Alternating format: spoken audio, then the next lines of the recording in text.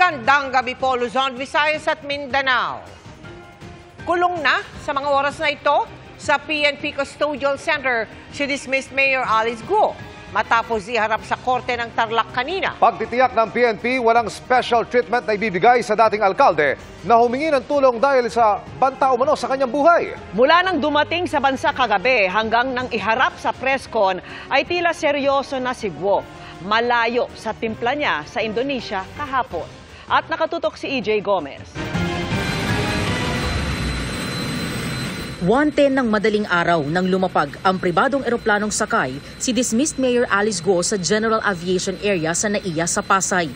Halos 4.5 oras ang biyahe nila mula sa Jakarta, Indonesia. Pagdating sa Pilipinas, inihain din sa kanya ang arrest warrant ng korte sa Tarlac para sa kasong graft and corruption. You have the right to remain silent. Anything you say can and will be held against you in a court of law. Sumailalim si Guo sa documentation at booking procedure, pati medical examination. Matapos ang mga proseso, dinala si Guo sa PNP Custodial Center.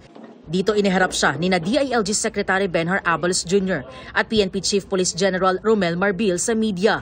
Naka-face mask, nakasuot ng orange na t-shirt na may sulat na CIDG detainee si Guo at nakaposas ang mga kamay na kanyang tinakpan ng tela.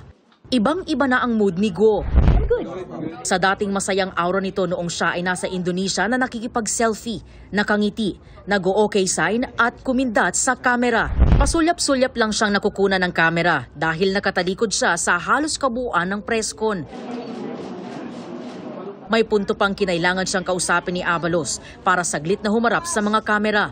Matipid din ang kanyang pahayag sa mga tanong ng media na kanyang tinatalikuran pagkatapos ng kanyang mga tugon. Kino-confirm ko po ang lahat po na sinabi po ni Secretary na meron po akong death threats po at humingi po ako ng tulong po sa kanila at masaya din po ako na nakita ko po sila.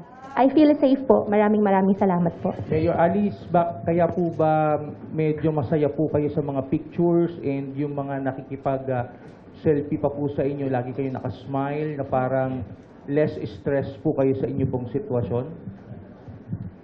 Opo. Ayon kay Abalos, 24 oras lang ang ibinigay ng Indonesian authorities sa Pilipinas para sunduin si Alice Guo at kung hindi ay pakakawalan siya. Yan daw ang dahilan kung bakit naghanap siya ng chartered plane na aniyay pinahiram ng isang kaibigan. May kaibigan ako nagpahiram na eroplano para lang magawa ito sa mas madaling paraan kasi hahabulin natin yung alaunang sinasabi. At inuulit ko, noong nising ko, wala akong ginastos ang pamahalaan dito. Walang kasiguradahang mauuwi namin si Alice Guo. Wala. Kung umuwi kami ngayon na hindi namin siya kasama, malamang pinagtatawanan na kami ngayon. And yet we took the risk. Nagpunta kami roon at ginawa namin ang dapat namin gawin. Ito na po ang nangyari. No? Naiuwi namin si Alice Guo sa Pilipinas. Pero bago pa man lumipad pabalik ng Pilipinas, nagsumbong daw si Alice Guo ukol sa natatanggap nitong death threats. Inassure ko siya, kami ni Chief, na yung death threats, huwag niya alalahanin. Importante lang, ituro mo ang mga taong malalaking ito. Lahat ng pangalan ibigay mo para magkaroon ng hustisya na rito at matapos na ito. Andito ang pulis para proteksyonan siya ang kanyang buhay. Ayon sa pulisya, sa PNP Custodial Center muna mananatili si Guo. Dito isinailalim siyang muli sa booking procedure. Pagtitiyak ng PNP, she will be treated as an ordinary detainee po, no? Special treatment po. Para sa GMA Integrated News, EJ Gomez, nakatutok, 24 oras.